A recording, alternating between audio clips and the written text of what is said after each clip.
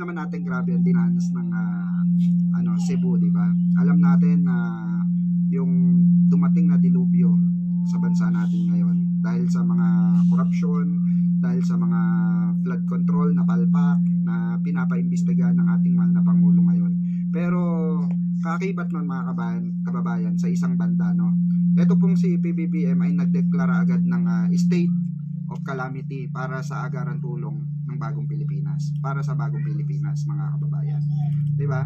Kasi importante ito na maintindihan natin itong ginagawa at trabaho ng ating mahal na Pangulo ay hindi pansariling kapakanan niya, hindi para sa pansarili niya, hindi kagaya ng mga nagdaan at especially ang 'di ba, dating administrasyon na puro build those project mga kababayan, na ngayon natin naiintindihan kung kailan nagsimula talaga ang malawakang korupsyon na iniimbestigahan.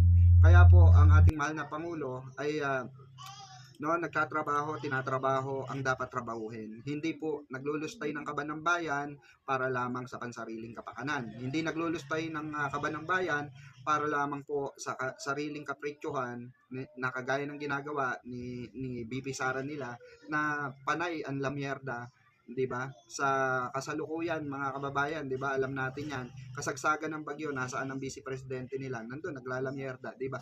So ito patunay na mga kababayan, patunay ito na hindi na tayo tulog sa katotohanan. Gising na tayo at ginising tayo ng bagong Pilipinas. Ginising tayo ng ating mahal na Pangulo para sa tamang daan, para sa tamang pag-iisip, para sa tamang prinsipyo at pananaw.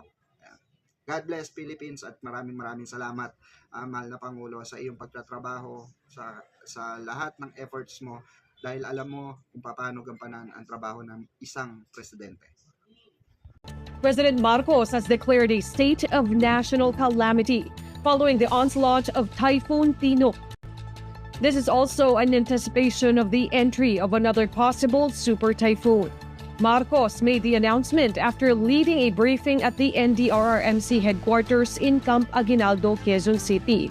The decision to declare a national calamity was due to the scope of the devastation that hit several regions.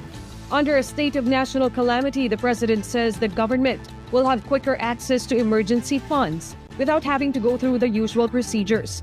Meanwhile, the Office of Civil Defense or OCD reported that the death toll from the typhoon has increased to 114, most of them from Cebu.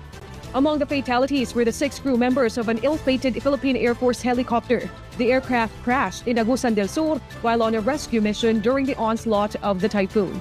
The widespread devastation brought about by Typhoon